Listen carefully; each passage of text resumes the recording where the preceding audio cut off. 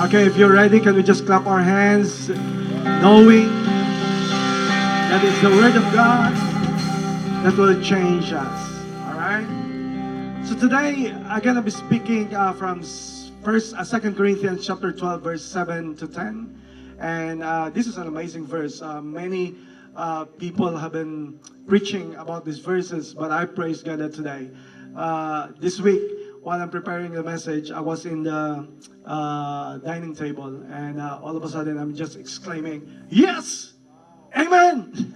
And my wife was saying, what's happening? I said, I'm just so excited for the word. I'm just so thankful for his word because he's revealing something to us. So I think this is the word of God that will really change your life and the way you're going to see the struggles that you're facing in life. And I just pray that God is about to charge you up with an amazing strength from him. So this is the word of God from 2 Corinthians chapter 12, verse 7 to 10. And we're going to read it together. Here's the word of God. "And lest I should be exalted above measure by the abundance of the revelations, a thorn in the flesh was given to me, a messenger of Satan to buffet me, lest I be exalted above measure. Concerning this thing, I pleaded with the Lord 3 times, that it might depart from me. And he said to me, My grace is sufficient for you, for my strength." Come on, somebody. "My grace is sufficient for you, for my strength is made perfect in weakness." Okay. "Therefore, most gladly I will rather boast in my infirmities, that the power of Christ may rest upon me. Therefore, I take pleasure in infirmities, in reproaches, in needs, in persecutions, in distresses, for Christ's sake. For when I'm weak, then I am strong."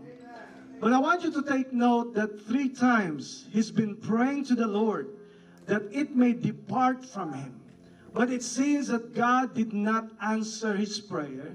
Instead, the Lord promised him, "My grace is sufficient for you." Have you been in a situation that you've been praying for something and it's been taking a long time to be answered?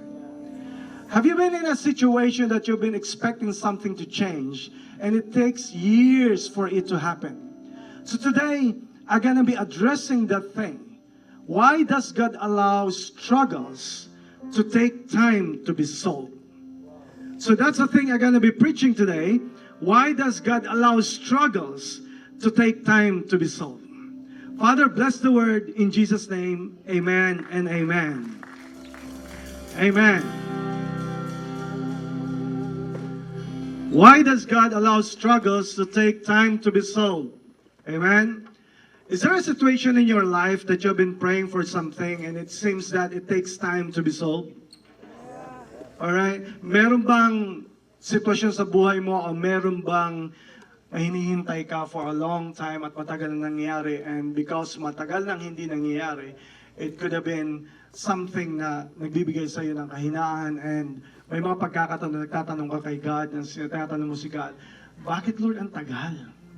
Bakit ang tagal kong pinagpipray ito? Bakit hindi pa nangyayari? And somehow this preaching, this message will help you to understand why things are not changing in your life and why does God allow struggles to take time to be solved. May sitwasyon ba sa buhay mo na naghihintay ka ng matagal? May mga pagkakataon ba sa buhay mo na may ini-expect ka na mangyari sa buhay mo and it's taking a long time? I hope you can relate to what I'm saying. May mga pagkakataon ba sa buhay mo na hindi lang naghihintay, kundi ikaw you're working for it, and it seems that the same situation happens over and over again. Yung struggle ay palaging nandyan. Kung hindi man nandyan, palaging bumabalik. I hope I'm talking to someone today. Or if you're alright, praise God. Amen? But I pray that you may not need this message today, but I pray that you may put it in the cabinet of your heart so that when time comes, that God will allow you to wait. You will understand why God makes you wait. Why does God allow struggles to take time to be solved? Sabi ni Paul, God I was given a thorn in the flesh was given to me, and a messenger of Satan to buffet me. A thorn in the flesh. First of all, I want to recognize and I want to applaud Paul na inamin niya na even him ay may struggle. Alright? Praise God na hindi allergic si God sa mga taong may struggle. Praise God that we're not alone in facing the struggles of life. Even Paul himself said, a thorn in the flesh was given to me. What is the thorn in the flesh? Tinik sa kanyang flesh. Ano ba itong thorn in the flesh? Do you want to know what is a thorn in the flesh is talking about?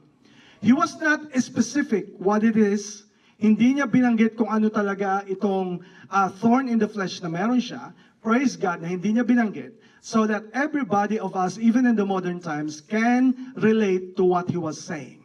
A thorn in the flesh, you want to know? A thorn in the flesh is something that happens to you that constantly irritates you, that constantly annoys you, that constantly bothers you. Right? So, ang thorn in the flesh is pabalik-balik sa'yo to irritate you, annoy you, and bother you. Something. Mas ibang level pag someone. Alright? Iba yung something irritates you always. Iba yung someone irritating you always. Alright? I hope everybody can relate to what I'm saying. Yes? So, that's the thorn in the flesh kay Paul. Ang sabi niya, a thorn in the flesh was given to me. So for you to understand what this is all about, a thorn in the flesh, ang sabi ni Paul, nabanggit niya yung weakness, nabanggit niya yung infirmities. Doon sa latter verse, binanggit niya lahat yung description kung ano yung thorn in the flesh. Praise God that we are studying the Word of God based on context. Hindi mo kailangan lumayo. Ang sagot sa mga bagay na tinatanong mo sa verse ay actually nandun din sa verse na binasa mo. Ano yung tinukoy ni Paul na infirmity? Anong tinukoy niya na weakness? Naging specific siya dun sa latter part. Hindi isa-isa niya, nabanggit niya yung 5. The first thing, nabanggit niya is infirmity. What is infirmity? Something that is a physical weakness. Something that is about a sickness.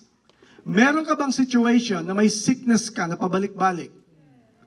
Meron dito, maybe someone here is praying to the Lord, Lord, bakit ang tagal na ito? Ba't di pa rin gumagaling? And somehow this will be a comfort to you why God allows those things. Alright? So this infirmity is a physical weakness. It's a physical weakness and sometimes it's a sickness. We don't know what it's all about kay Paul. But maybe you're here and you have been praying for God na bakit hindi pa hinihil ni God ang mama ko, ang papa ko, bakit hindi pa yung sakit ko. And that answer, I pray that today God will answer your question today. So that's infirmity. Second thing na nabanggit niya is a reproach. A reproach is a kind of insult.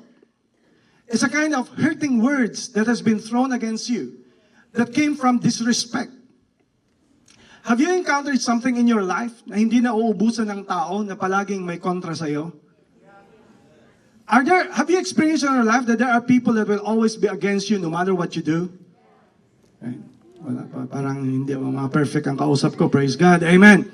Have you been experiencing in your life that, no matter what you do, there's been a conflict and people are relentless of always attacking you? Okay, now you can relate. So that's what you call reproach. And it all stemmed from disrespect. People are not respecting you no matter what you do. And if that's you, I just to welcome you to the club. Because those people who are anointed and blessed and successful will always experience attacks from people that doesn't understand what you're doing, right? So infirmities, reproach. The third one is needs. The third one is necessities. Sino rito ang may need? Alright, yung iba hindi nagtaas, praise God. Palapakan po natin yung hindi nagtaas. Wow, praise God. Amen. After the service, I'm gonna be approaching you. So, anyway, anyone here that you have financial needs? Kasi sabi ni Paul, needs. Maybe emotional needs. Maybe a relationship need. I don't know what you need, but any kind of need, nabanggit ni Paul na it became a thorn in the flesh. That somehow, paulit-ulit yung recurring situation na you're praying, Lord, bakit ang tagal nito matapos? Bakit natatagalan ito? I pray na sana matapos na, magbago na, but somehow napoprolong ito, all these things.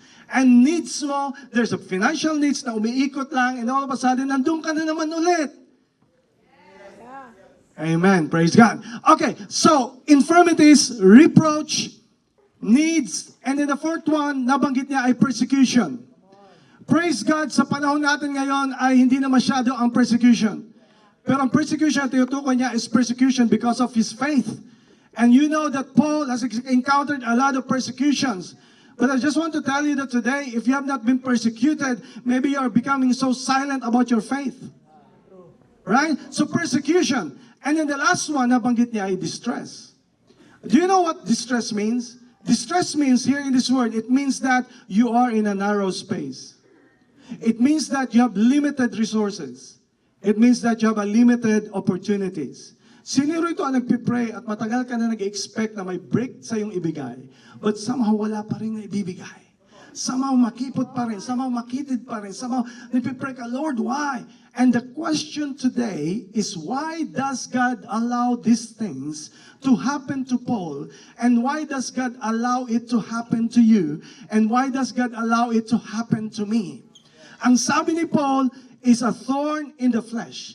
If you read the verse, ang sabi ni Paul, concerning this thing, I have prayed and pleaded to the Lord 3 times that it may depart from me. But it didn't. Sino rito ang nakaranas ka na nag-pray ka and it seems that walang sagot pa rin na binibigay ang Diyos sa'yo? You are not alone. Because Paul said, even though I prayed 3 times, it did not depart from me. Instead, God spoke to him, and God said to him, my grace is sufficient for you, for my strength is made perfect in weakness. Hey, I want to tell you today the good news. You may not have the thing that you have been praying for, but surely God is depositing something in your life. You may not have the things that you have been asking God, but God for sure is charging up something to you that is something greater.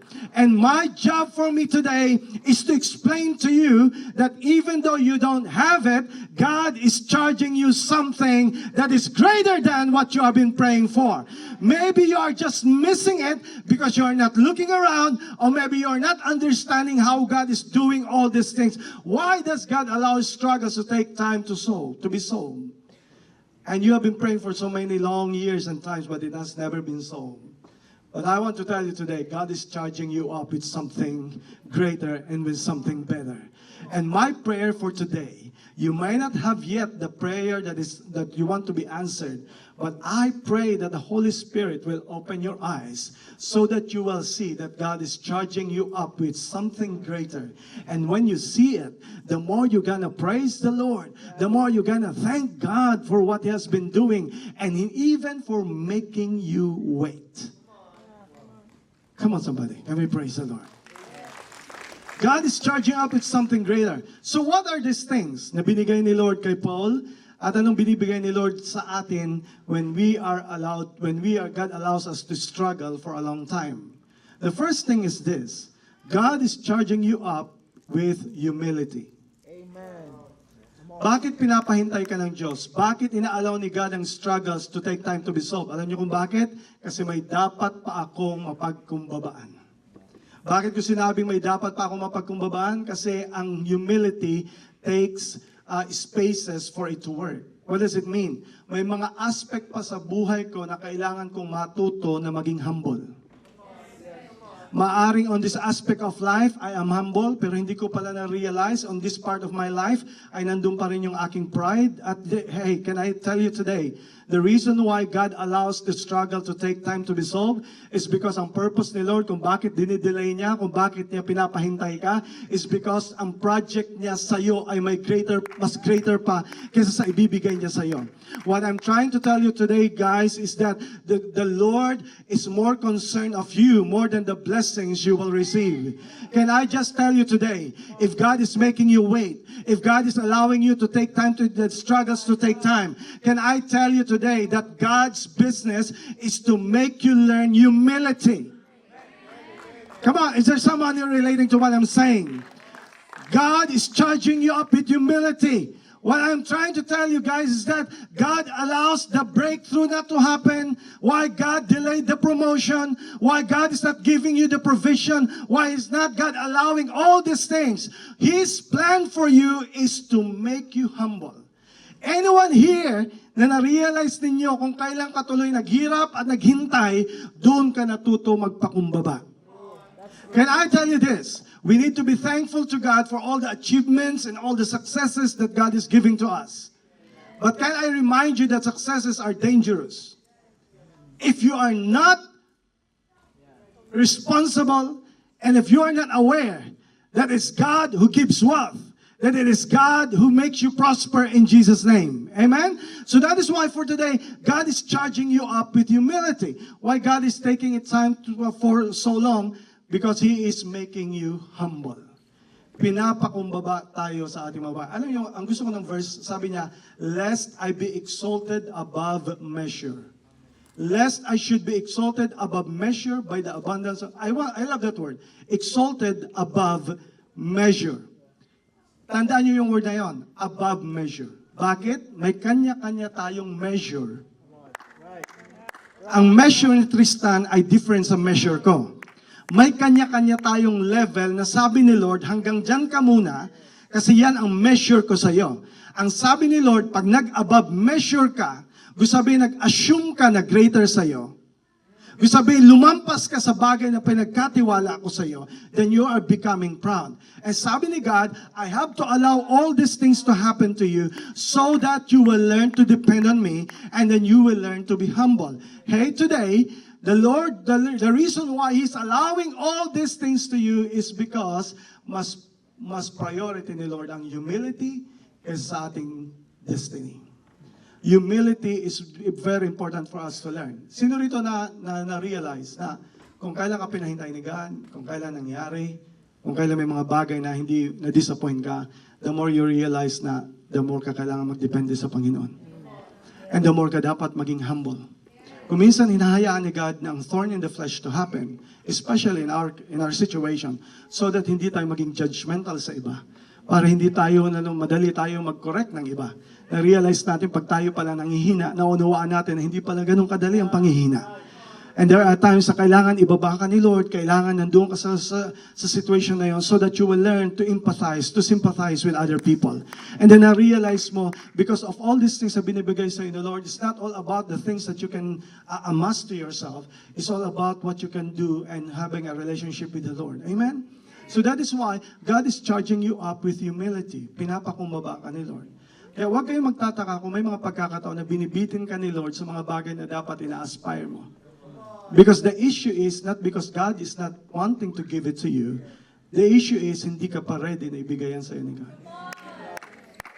Amen? I was corrected by that. I experienced that in a personal way. I will always remember, nag-usap ka ng wife ko, sabi ko sa kanya, if the Lord bless me, if the Lord, as a pastor, as a preacher, natuwa ko one time when we talked, and sabi ko sa kanya is that, ano ang prayer mo sa akin? Ano yung bagay? I will never forget this. Ang sabi ng wife ko is that, I pray that you will be blessed. I know that the Lord will prosper you. I know that the Lord will bless you. But may sala akong hinihingi sa iyo, John. Ang hinihingi ko lang sa iyo is this. Huwag kang magyayabang in any time. Amen. And it became a reminder for me that no matter level I reach in my life, the issue is not my destiny. The issue is my humility. I hope you're with me, right? And that is why God allows struggle to take time. At kung gaano yung katagal, gusto sabihin, ang project ni Lord ngayon, I hope that you will open your eyes, that you will see that God wants you to be humble. Because when there is humility, there will be a promotion that will be coming to your life. When there is a humility, the Lord will entrust you with a lot of things. Why? Because when there is humility, there will be a measure. You're increasing your measure. But when you pretend, but when you assume as if you're above your measure, then that's the time you're gonna crumble down. Before the fall is a pride. When we are so full of pride in our lives, and I'm saying this, may dapat pa akong mapagkumbabaan. And I speak and I pray that the Holy Spirit will pinpoint to me, will pinpoint to you. Maybe in this part you are humble, but maybe this part is not your humble. And how you gonna accept that you're humble? Here's the thing. Madali kasi to just to declare that I'm following like this. But here's the thing. If you are humble, you will be accountable. You are not a lone ranger. You're saying that I can do this on my own. Everybody needs somebody. Everybody needs someone to be responsible with things. And everybody needs to be accountable too. And that's why I want to tell you that today. Bakit pinapatagal ni Lord? Bakit may pagsubok na dumadaan sa iyo? Is because God is charging you up with humility. Can somebody here agree with what I'm saying? That the Lord wants you to be humble. And that is why maganda yung may partner ka, may kasama ka na to remind you something. To remind you of something. Sabihan ka na, sabihan mo ako pag, alam mo yun, may words akong nababanggit na alam mo yun, parang nagyayabang na ako. And here's the thing that we need to understand. Even though you don't receive all these things, at ngayon, sasabihin mo na wala kang ganito, sasabihin natin ng ganito, it's alright. It's alright. Because may ginagawa si God sa'yo na mas matindi. Ano yun? Yung ugali, yung humility na dapat meron ka bilang anak ng Diyos. Amen. And that's what's most important in your life. God is charging you up with humility. The second thing is this. And this is amazing. Dito ako napawaw at dito ako napa-amaze of what God revealed to me. The second thing is this. You may not have everything. God is making you wait. And God allows you to struggle, and it's taking time to be solved. Not only that, God is charging you up with humility. The second one is this. He's charging you with holiness. He is charging you with holiness. And I fully get it. I fully get it in my life. God is telling me, John, kaya ako pinapatagal yan because I'm teaching you to abide in me and I will abide in you. I'm teaching you so that you will fully comprehend that you can do this. When I'm holy, then be holy. And I want to encourage you today in Jesus' name that holiness is still holiness. God is a God of second chance. God is a God of forgiving God. But we should never forget that He is also a just and holy God. And the reason why pinapatagal ni God ang situation is because He's teaching us na may dapat pa akong ayusin sa aking buhay. And I'm preaching this not to condemn. I'm preaching this not to just to go above you. I'm preaching this with love, with coming from the forgiveness of the Lord. That can I tell you today, no matter what is your case, no matter is your situation, no matter what you're going through in your life, no matter what addiction, no matter what all these things, God can deliver you in Jesus' name. Bakit ko ito nabanggit? Kasi I grew up, I have heard a lot of messages using these verses to pertain that the thorn in the flesh is actually Paul's sin. Using these verses as a cover-up for living a sinful lifestyle. And they are saying, no, this is the thorn in my flesh. Just because it was mentioned in the flesh, people are saying that this is actually an addiction. Pabiya, ginawa pang addict si Paul, ano? This is an addiction. This is a sinful life. But can we go back to the verse? Ang answer, is it really sin? Is it really an addiction? It is really something that the enemy has done to you? So let's answer that. Ito bang bagay na to, thorn in the flesh na to, ay sinasabi ng marami na, kaya yun, ito ay, and even people are calling it weakness. My job today is to explain to you from these verses that it's not sin, it is not an addiction, it is something that you are doing against the Lord. And I want to prove it to you today, coming from those verses. Because has a big deal when it comes to holiness. Hindi natin pwede baguhin si God. God is always a holy God. And what he's saying is that the reason why I make you wait is because I want you to understand what holiness is all about. First of all, I want to declare to you, holiness is not about what you do. Holiness is about your position in the Lord. It's because Jesus Christ has done on the cross for you. The reason why you can be accepted in the Lord, not because you are holy, but because Jesus Christ made you holy. I hope you're getting that. Come on, somebody. But we have to understand that the thorn in the flesh is not something that we are doing that is wrong. A thorn in the flesh, just because it's in the flesh, it's a sin. No, it's not a sin. Why? Because the answer is already there in the verse. Nabanggit niya yung weakness at nabanggit niya yung infirmity. Can I tell you this? Please don't call sin as weakness. Come on, preach. Sin is sin. Sin is not a weakness. And we somehow changed the word so that it became lighter. Hey, you need forgiveness for your weakness. You need forgiveness from your sins. When you're always talking about that your sinful lifestyle is a weakness, then you don't need forgiveness. What you need forgiveness is when you admit that it is a sin. And can I tell you the good news? When you confess, you know what confess is? Confess is admitting that it is wrong. Admitting that what you are doing is not right and is not okay with the Lord. But the more you cover it, you will never prosper.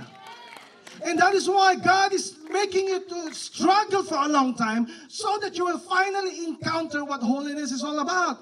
Ang sabi ni Lord, here's the thing. Ang answer is there. Kasi may mga nagsabi, hindi, itong kahinaan na to, binigay to, inalaw to ng Diyos sa akin eh. And you're trying to cover up your sinful lifestyle and you're saying, itong addiction ko na to, tanggap ko na to. Can I just declare to you today, don't accept the things that you need to be delivered from. And don't be delivered from the things that you need to accept.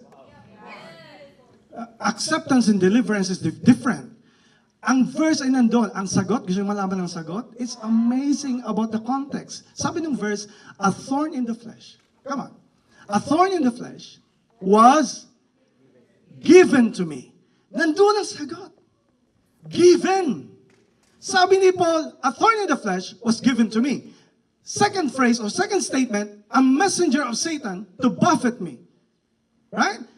In-emphasize niya yung isa, given. Yung isa, binigay niya to buffet. Ano yung buffet? Hindi po yan buffet. Right? Old English po yan, hindi po yan buffet. Although, pwede kang gawing buffet ng kaaway. Gusto sabihin, offeran ka na lahat ng mga temptation at buffet ka na lang at kuha ka na ng kuha. Okay, that's another preaching. But the thing is, ang gusto sabihin ng buffet is torment. So, a thorn in the flesh was given. Ano daw ang binigay? Inalaw ng Diyos na ibigay sa'yo? Ano? Come on. A thorn in the flesh. Pero yung isa, a messenger of Satan to torment me, hindi ang bigay ng Diyos. Never say na yung addiction, yung sinful lifestyle mo ay bigay ng Diyos at inilaw ni God.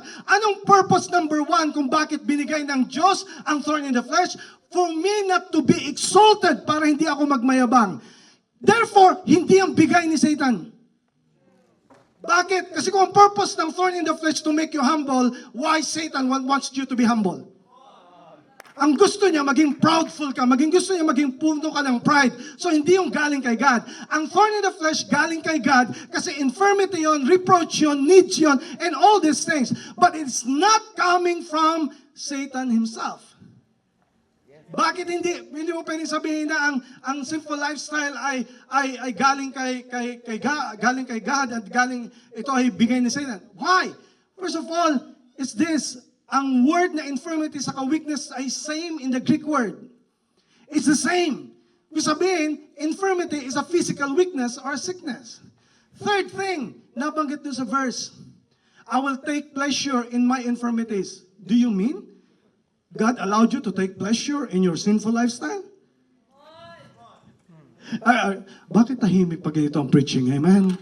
Amen. Okay. What God is saying is this. At ang sabi doon is this. Anong purpose ng messenger of Satan? To torment, to buffet you. Hey, God is not a God of torment.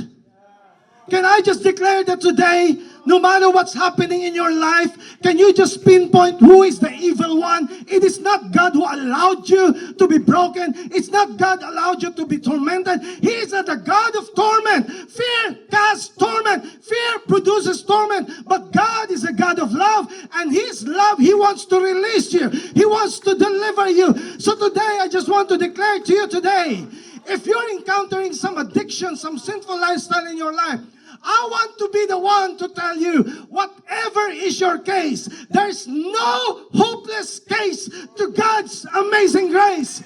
No matter what you're going through, hold on. Kung pinapahintay ka ng Diyos, it's alright as long as alam mo na yung pupuntahan mo. Hindi ka magpapatalo ng judgment ng tao. Hindi ka magpapatalo ng condemnation ng tao. Hindi ka magpapatalo ng condemnation ng kaaway. You're saying, as long as alam ko yung gusto ko, na ako'y magbabago, hindi pa man nangyayari sa ngayon, but I just gonna keep moving forward because I want to be delivered.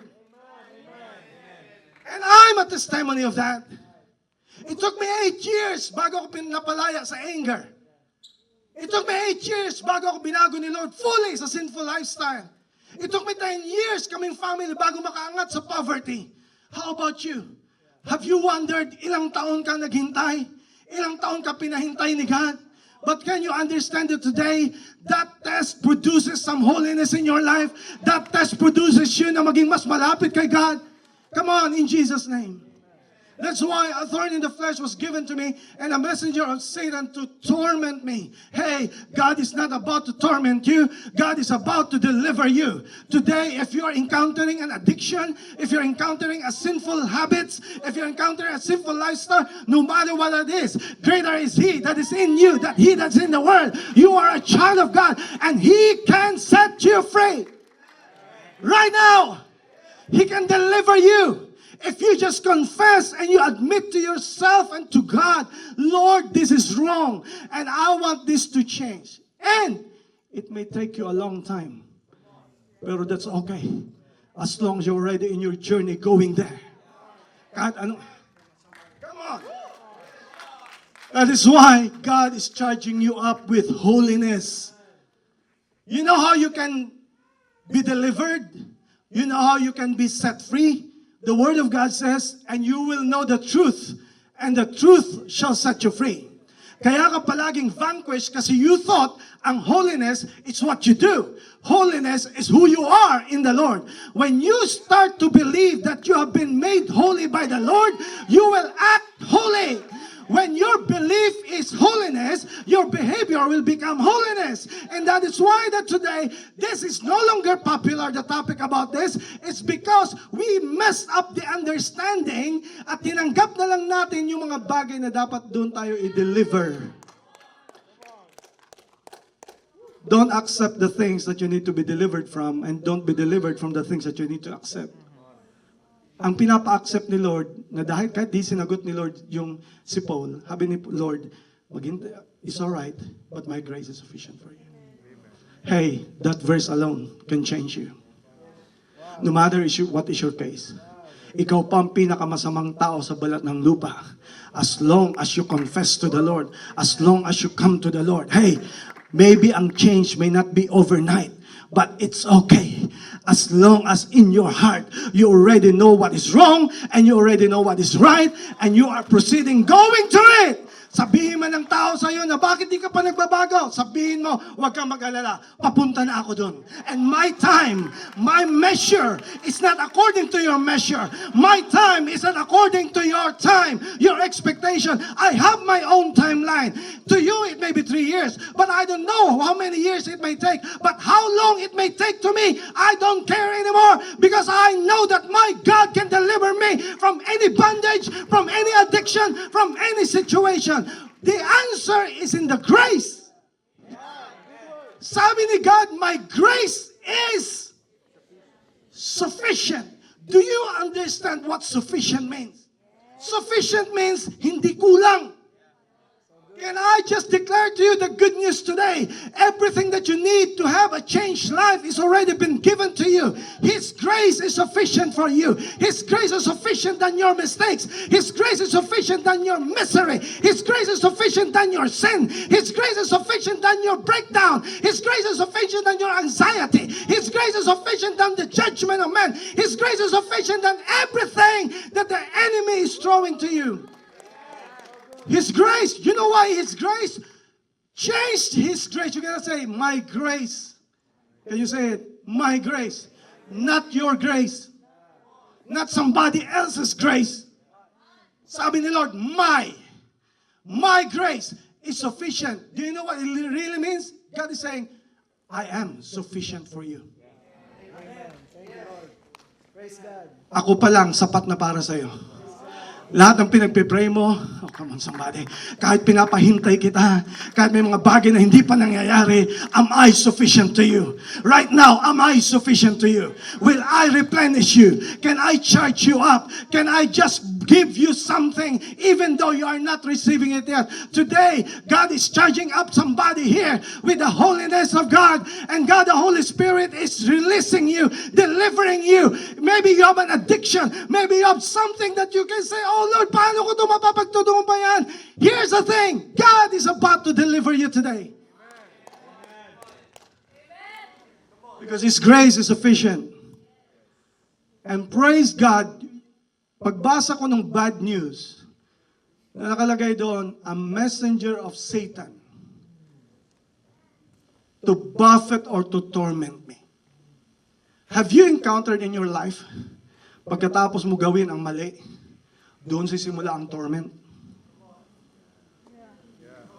Praise God, mga kausap ko mga... Wala namang torment na nangyayari before you do it. Always, i-incite ka, i-excite ka. Pero after you did it, automatic, torment will happen. Why? Kasi anak ka ng Diyos. Hindi ka built for that. Hindi lang konsensya meron ka. May conviction ka ng Holy Spirit. So kung nagre-revolution ka na may nagawa ka ng mali, praise God! Kasi kung wala kang conviction, I don't know if you're a child of God. Kung ikaw ay okay lang at walang nangyayari sa'yo na parang walang nangyari, I tell you, baka hindi ka anak ng Diyos and you're enjoying what you're doing. Kasi ang tunay na anak ng Diyos, kahit gumawa ng mali, siya ay magiging balisa at mag-iisip ng Lord, bakit ko ito nagawa? And you're gonna cry. If you cry, praise God. If you're convicted, praise God. If you're not okay, praise God. Because it tells you that that's not you. That's not your nature. That's not who you are. And praise God, pag ikaw ay nabalisa, nandyan agad yung promise ni God. Ang sabi ni God, if you will confess your sins, and I can forgive you with all your sins. And that is why the good news is this. Hindi yung bad news na may messenger si Satan pala to torment me. Pero actually yung bad news, yun ang good news. Ano daw, hindi si Satan ang sinabi na nandun to Satan na to. No, ang specific ng word, a messenger of Satan to torment me. Napansin niyo?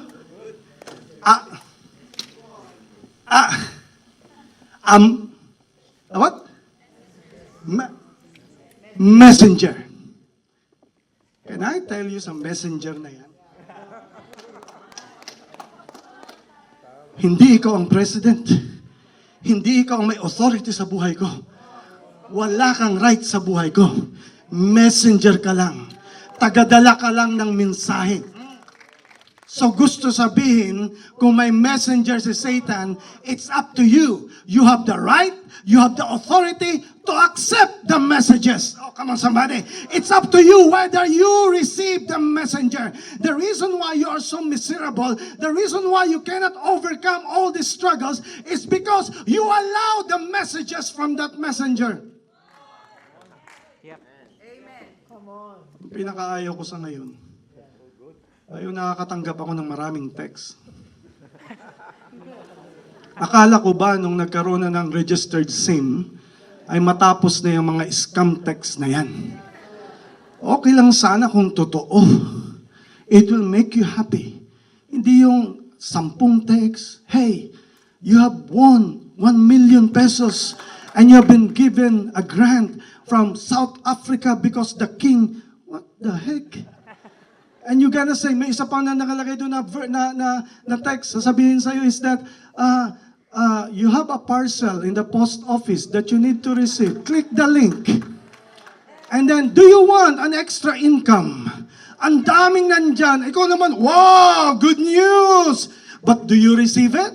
I came to the point that I learned that I don't have to even open the messages. I don't even have to read the messages. All I got to do when I see an unknown source, I'll just swipe it and I'll just say delete because that message is not for me. What I'm trying to tell you this, when the messenger of Satan is trying to accuse you of a lot of things, tempting you a lot of things, all you got to do is say, that's not for me. That's not a message for me. My message is from the Lord. That message I will never receive. That I'm a loser? No, that's not God's message for me. That I'm addicted? No, I'm not addicted. I am been set free by the Lord. You got to receive God's message and kick out, delete the messages that's coming from the enemy. Ang sabi ng enemy, the messenger of Satan to torment you. A messenger pala, bakit mo pa tinotolerate? One time may nag-deliver sa bahay. Hindi deliver. Kapag deliver, masaya yun. Right? Deliver. Ay, para po kay, nakakatawa pag mali-mali ang pangalan mo, ano? Pero alam mo, ikaw yun, right? So, may deliver. Pag deliver, praise God.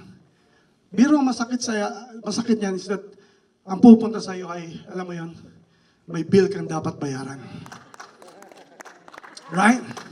Pero sino rito naka-encounter? Nandun siya, excuse me, may babayaran po kayo sa Meralcon ganito. And then ang lakas ng loob mo kasi alam mo, bayad ka na. Woo! Woo! Yung hindi ka takot na bumukas ng pinto. Alam mo yon, you are just, ano yan? Come on, somebody. Why? Kasi alam mo, bayad ka na. Alam mo, binayaran mo na. Pagdating doon, sabi, may babayaran po kayo sa Meralco, talagang sasabihin mo, hey, bayad na yan. Hindi yan para sa akin. Hanapin mo kung para kanino yan. But that message is not for me. Kasi bayad na ako. Can I just relate it to you?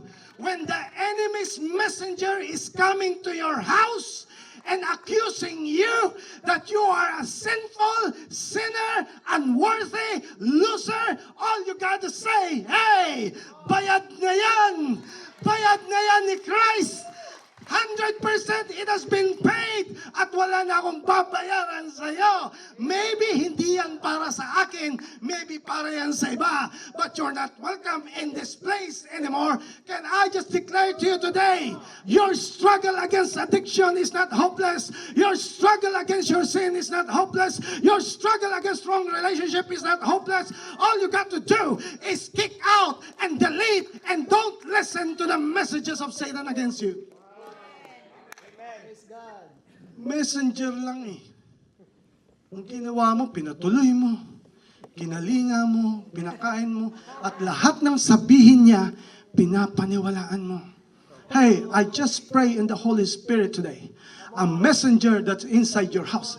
A messenger that's inside your office, in your life, in your work. You're gonna declare in the power of the Holy Spirit. And in Jesus' name, you gotta say, get out. You no longer belongs here. You have no right, no authority to speak those words against me. Why? Because I'm a child of God. I have been blessed by God. I have been set free by the Lord. And therefore, that's what true holiness is. That's why pinapatagal ni Lord. Kasi may dapat pang ayusin. Kaya pag pinatagal ni Lord at parang hindi pa masolve, instead na magreklamo ka kay God, ang tanong agad ay ganito, Lord, may dapat pa ba akong ayusin? Sigurado meron. Kasi kung ayos na ayos ka na, hindi ayos yun.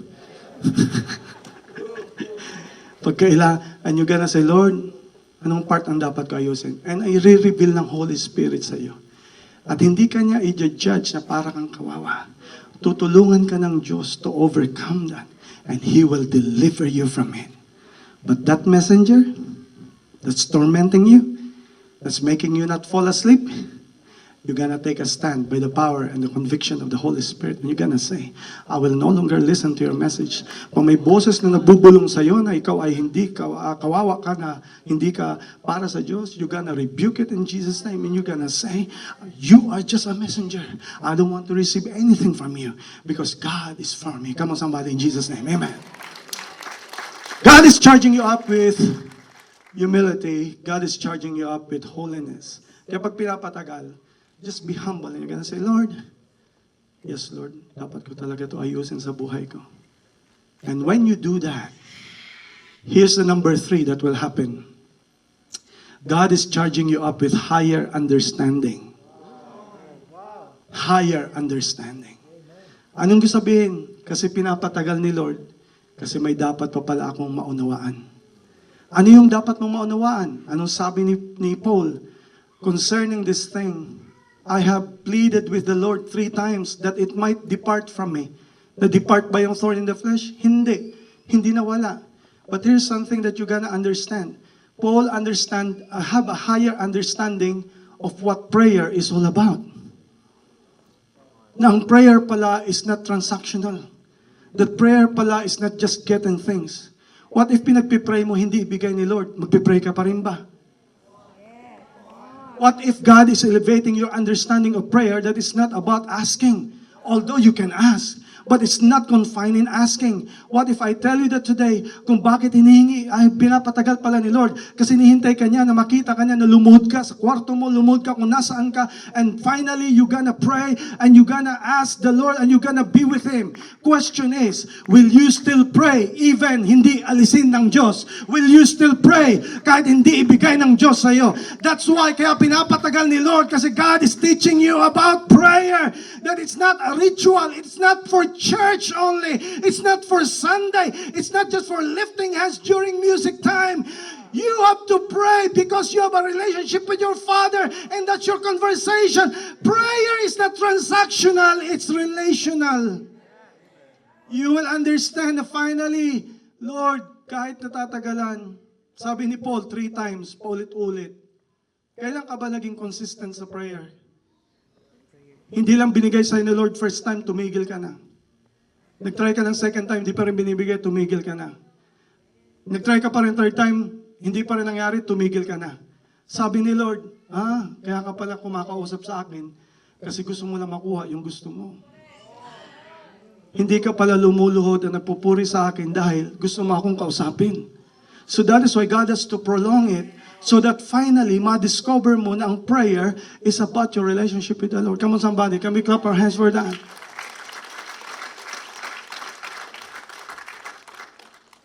Kailan ba tayo huling nag-pray na taimtim?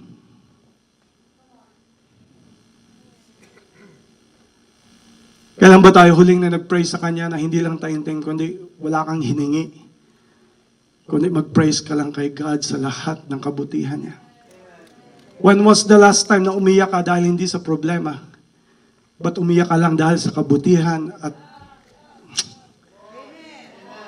what if kaya hinahayaan ng Diyos na tumagal? Why He's not solving it is because He's teaching you that if you abide in me, and my words abide in you, you will ask what you will, and I will give it to you. But first you need to learn how to abide. Will you still be close to me? Will you still serve me, even though I will not answer your prayer? Or that what if hanggang ngayon, we are just but little kids, na hindi pa nag-mature in the faith. Na porke hindi binigay ni God, damay lahat. Hindi na ako mag-serve. Hindi pala totoo yan eh. Sabi pa nagbigay ka, balik malaki. Kung kailan ako nagbigay, lalo akong naubusan eh. It's because you're treating your relationship as transactional. That's not how relationship works. You are not loving the Lord because you want to get something. If you have a relationship that you just want to get something, pardon my words, pardon my term, you are not a lover, you are a user. You are using God for your own benefit. You want to be blessed. That's why I want to do this. I want you to prosper me. Pagyamanin mo ako, Lord. So you're just using Him. So kung hindi gawin ng Diyos, you will just back off from Him. But I want to praise God for those people na kahit nahihirapan, kahit may mga pagsubok, they are saying to the Lord, Lord, kahit anong mangyari, hindi kita idadamay. Ang praise ko pa rin sa iyo ay solid. I will still honor you. I will still praise you. And I will still keep talking to you because my love for you is not transactional. Even though I don't get it, kaya kahit wala akong ma-receive, Lord, kahit hinayaan mo na tumagal itong pagsubok, and nagpipray ako, Lord, bakit hanggang kailan ito matatapos, Lord? Sabi ni Lord, hayaan mo. Darating tayo dyan. Higher understanding. I want to show the verse. Ano sabi ng verse? My grace is sufficient for you. For my strength. A higher understanding of what strength is all about. Now I get it, that even though you are physically weak, you can still be spiritually strong. Even though there are times you're sleepless, still you can have a power that is coming from the Lord. Even though you don't have money, still you can still feel being so blessed. Even though it's not working out for your life, strength is made perfect in weakness. Do you understand when it says strength is made perfect in weakness? Kung sabihin kung wala yung weakness, hindi complete. Low battery is an opportunity for it to be charged. Having lack is an opportunity for God's provision. Your weakness is an opportunity for God's strength. People's reproach against you is an opportunity for you to understand who God is and how He loves you so much. Everything that's happening in your life that is not working is an opportunity for God to give what He can give to you that not this world can ever give. And my strength is made perfect in weakness. Kaya sabi niya, therefore most gladly, I will rather boast in my infirmities that the power of Christ may rest upon me. Therefore, I take pleasure in infirmities and reproaches, in needs and persecutions, in distresses for Christ's sake. For when I am weak. Are you weak today? Praise God for that. Because God can supply you with the strength that only He can give. Not only that, He will give you a higher understanding. Let me wrap up everything to you why God is allowing you as if you're feeling weak. The answer is in the verse, when I'm weak, then I am. Come on, louder. Come on, louder. Even though you're weak, you're strong. God is not charging you up with humility. He's charging you up with holiness. He's charging you up with higher understanding. But this last one, you will get excited for this. God is charging you up with a heavier blessing. Gusto sabihin mo, dapat akong matanggap pa ng mas kalooban ng Diyos para sa akin. Can you understand the verse? It says, kung kailan, Lord, may infirmity ako. Lord, may sakit ako. Lord, bakit hindi pa ako gumagaling? May sakit, infirmity. Lord, may mga kontra sa akin, reproach. Lord, may pangangailangan ako. Bakit hindi matapos-tapos yung pangangailangan na to? Maybe may persecution ako, Lord. And then my distresses, parang so tight ang buhay ko. Why are you allowing these things? Sabi ni God, I'm making you strong. And you say, what? What is making me feel weak? Weak ka lang physically. Weak ka lang mentally. But you are not understanding how I charge you up. I'm using the things that you don't like to actually charge you up. And the weakness, I'm using it to convert it to a strength that you have never experienced before. And sabi doon, I am weak, then I'm strong. Strong for what? Strong for what? Why are you making me strong even in this kind of situation? Because ladies and gentlemen, kung may ibabagsak siya na mabigat, kailangan ang sumalo ay malakas. Kaya kahit natatagalan ka sa ngayon, kahit taon nang binibilang mo, buwan ang binibilang mo, Lord, kailan kaya ako makakaalis sa sitwasyon na to? Lord, kailan kaya magbabago ito? Sabi ni Lord, it's alright. The longer, the more you're gonna get stronger. Kasi may hinahanda ako na para sa iyo, na mabigat pa sa lahat ng mga naisip mo, a heavier blessing. But I want to make sure that you are strong in the strength of my strength, not your strength. So that when I deliver it to you, may lakas ka na para iyon ay tanggapin. Because many people may lose my blessing because they are not ready. But when you are ready, you can receive the strength of the Lord. You can receive a heavier blessing in the Lord. You will agree with me today. May mga naranasan kayo, ba't kayo pinahintay ng Diyos? And now you are on that spot. And you are saying now to the Lord, Lord, salamat. Thank you, Lord. Lord, buti hindi mo ako minadali. Kundi ako nagkamali, baka wala na ako dito ngayon. Lord, salamat na pinuspone mo, Lord. Lord, salamat na mga hindi nangyari yung in-expect ko na mangyari. Lord, salamat, Lord, na may mga in-expect ko na maging ma-okay na mga tao, but hindi naging okay. Lord, salamat sa frustration. Lord, salamat na pinahintay mo ako, Lord. Kayo mismo na nakaranas niyan. Nagpapasalamat kayo sa ngayon na pinahintay kayo ng Diyos, na pinatagal ng Diyos. Because you can say today, Lord, kung hindi mo ako pinahintay, hindi ko natanggap yung tunay mo na kalooban sa akin. Baka nagsettle lang ako sa mga tinatapon sa akin ng messenger na hindi naman para sa akin. Kasi akala ko dahil padala, tatanggapin ko lang. Hindi pala lahat ng padala ay galing sa Kanya. I have to be aware. I have to be wise. May blessing ka na para talaga sa akin. Kaya Lord, kung pinapahintay mo ako, okay lang. Maghihintay ako. Pagtsatsagaan ko. Kasi alam ko, magiging ready ako sa blessing na ibababa mo sa akin. And I just want to say, Lord, ngayon pa lang, I just want to say thank you. Kasi kaya naman ni Lord ibigay sa iyo right there. Yung pinagpipray natin na building, si Lord ang may-ari ng lahat. He can give it right away. He owned the universe. He owned everything. Pero pag siya may pinapahintay, huwag tayong magreklamo, huwag tayong mag-complain, huwag tayong mag-feeling na naiiwan. No!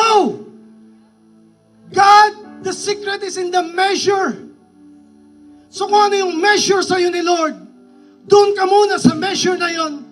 And don't pretend that you're above measure or else babagsak ka pabalik doon kung saan ka mineasure ng Diyos. I hope you're getting what I'm saying.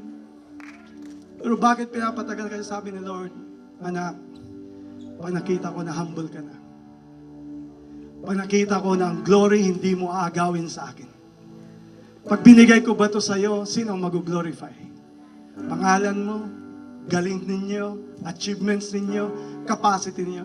What if pag ang ginawa ko para sa iyo ay blessing na hindi mo maintindihan kung saan galing? What if ang ibibigay ko sa inyo is bigger than what you've ever imagined? I want to make sure that when I give it, you're strong enough to be humble. You're strong enough to be holy. Because what's the point of God giving you a big thing and you are not capable of claiming that big thing? At tutumba ka lang at magka-crumble down ka sa big thing na ibibigay ng Diyos sa iyo. Sabi ni God, I want to make sure, measure upon measure, you're growing in humility, you're growing in your holiness, you're growing in higher understanding, and you're ready for heavier blessing. How can I prophesy to you? May parating sa iyo na mabigat na blessing. Come on. Hey, can I prophesy to you? Come on, lift your hands. May parating sa iyo na mabigat na blessing. Come on. Hey, can I prophesy to you? May darating sa iyo na mabigat na blessing. Hey, can I prophesy to this church? May parating na malaking big, heavy blessing. But God is asking, is there someone here humble enough? Is there someone here holy enough? Is there someone here understanding what I'm saying? Is there someone here who gonna praise God even right now? If that is you, come on, can we praise Him? Can we honor Him for making me wait? Spirit of God, fall afresh on us. We need your presence. Your presence, Lord. Fill us with power and anoint your church with oil. Spirit of God, fall afresh on us. We need your presence. Fill us with power and anoint